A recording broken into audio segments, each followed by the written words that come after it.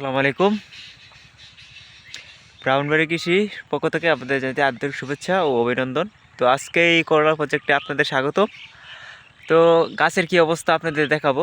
আমি এখন মূলত গাছের যে এই প্রশাখাগুলো এগুলো কাটিং করে দিতেছি। তো আমার গাছের বয়স কিন্তু অনেক অনেক বলতে দেখতেছেন যে নতুন মাচা তুলছে, চারার বয়স না, এটি শীত আসার আগেই এই চারাগুলো লাগানো। আর ওই দিকে যে চারাগুলো আছে এই চারাগুলা বয়স মাত্র হয়েছে আপনার 25 থেকে 30 দিন এরকম হবে, এর বেশি হবে না। তো যাই হোক, যে বিষয়টা নিয়ে কথা বলতেছি, আপনার কিন্তু গাছের মধ্যে শিডিউল একটা স্প্রে করবেন। শিডিউল স্প্রে যদি করেন তাহলে আপনার যেই এই করাগুলা এগুলা মানে যে করলার যে জালিগুলো আসবে এগুলো নষ্ট হবে না। তারপরে গাছে পোকামাকড়টা কম ধরবে এবং গাছের সঠিক পরিচর্যা। তো সঠিক পরিচর্যা বলতে এই যে দেখেন আমি এখানে অনেকগুলা এই প্রশাখা কেটে দিছি, কাটিং করে দিছি, এই যে কারণে উপর দিয়ে গাছটা মাশাআল্লাহ অনেক সুন্দর আছে। ঠিক আছে। তো এগুলো না কাটা দিলে কি হবে জানেন? এই যে ধরেন এটা এটা একটা মেশিন মনে করেন, এই মেশিন দিয়ে প্লাস্টিকে পাইপ দিয়ে যখন পানি দিবেন জমিতে, তখন এখানে যদি একটা ছিদ্র হয় তাহলে অধিকাংশ পানি কিন্তু এদিকে বের হয়ে যাবে।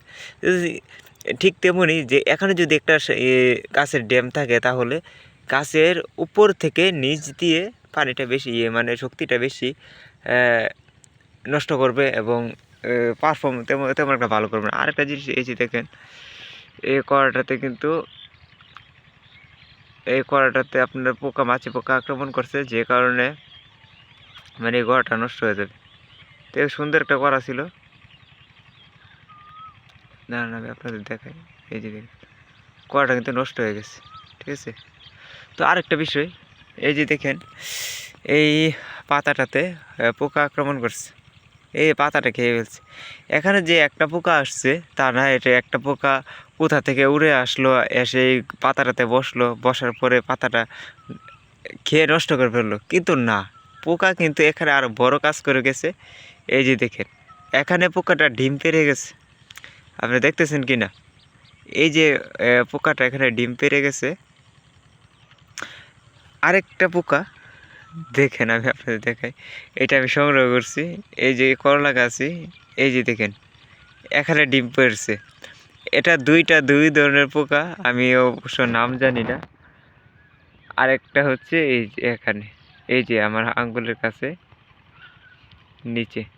তো দেখেন 3 ধরনের পোকা পাইলাম এতক্ষণ, মানে সকালবেলা আইসায় মানে আমি এই প্রশাখাগুলো কাটতেছি, এর মধ্যে 3 ধরনের পোকা পাইলাম। তো এগুলো স্প্রে করতে হবে তখন আপনার এই যখন পোকার আক্রমণটা না হয় তখনই। ঠিক আছে। আপনি পোকা গাইটা নষ্ট করে ফেলছে ওই সময় স্প্রে করলে হবে না। আর স্প্রে কি স্প্রে করবেন আপনার যখন যেহেতু গাছে ফুল ফল ভরা, ঠিক আছে, ফুল ফল ভরা, তখন স্প্রেটা মানে যে ওষুধটা দিবেন, ধরুন এই যে পোকাগুলোর জন্য, এই ডিমগুলো নষ্ট করার জন্য আপনারা 2 ধরনের স্প্রে করতে পারেন। একটা হচ্ছে মানে সিনজেন্টা কোম্পানির ভিরতাকো, হ্যাঁ, প্লাস এই সিনজেন্টা কোম্পানির ক্যারাটে মনে হয় 120 টাকা বা 30 টাকা নেবে, আর ভিরতাকো 170 টাকা, মানে প্যাকেটের মধ্যে দেওয়া আছে। ওষুধের মাত্রাটা একটু কমিয়ে দিবেন। ঠিক আছে। তো একদিন দিবেন এই বিষটা, দেওয়ার পরে দেখবেন কোনো রকম পোকামাকড় পড়বে না। আর পরের দিন এই সিনজেন্টা কোম্পানির আরেকটা আছে ফ্লোরা ভিটামিন, এই তখন দিলে আপনার ফুল করা যা আছে সব কিছুই নষ্ট হবে না, সবগুলো টিকবে। তো এখানে আরেকটা জিনিস দেখাই, এটা পরে লাগানো চারা। এই চারাটাতে আপনি যে মেইন আগা কোনটা, মেইন আগা হচ্ছে এটা দেখেন, আমি যে একটু আগে বললাম এই আগাটা কিন্তু অনেক দুর্বল। আর এগুলো হচ্ছে ড্যাম দিছে মানে প্রশাখা, যে আপনার গোড়াতে দেখাই। এই যে দেখেন মেইন গাছটা হচ্ছে এটা, এই যে মানে মেইন গাছ হচ্ছে এটা, আর এটা হচ্ছে প্রশাখা। মানে মেইন গাছ থেকে এটা মোটা হয়ে গেছে, যেমন পাইপের ঘোরাতে যখন লিক হবে এখান থেকে পানি বাইর হবে বেশি স্বাভাবিক। তো এই লিক হাঁটাইতে হবে। ঠিক আছে, এই লিক বন্ধ করতে হবে, তাছাড়া ভালো কোনো ফল পাওয়ার আশঙ্কা নাই। তো এই জন্য বলি নিচের যত পোশাক আছে সবগুলো কেটে দিতে হবে, এছাড়া আপনি ভালো কোনো রেজাল্ট পাবেন না। এই যে দেখেন কতগুলো গাছ, তো এখানে যদি এত বড় ঝুপড়ি হয়ে যায় তো উপরে কীভাবে আপনি চাষ করবেন? তো এগুলা কাটা দিবেন, ঠিক আছে।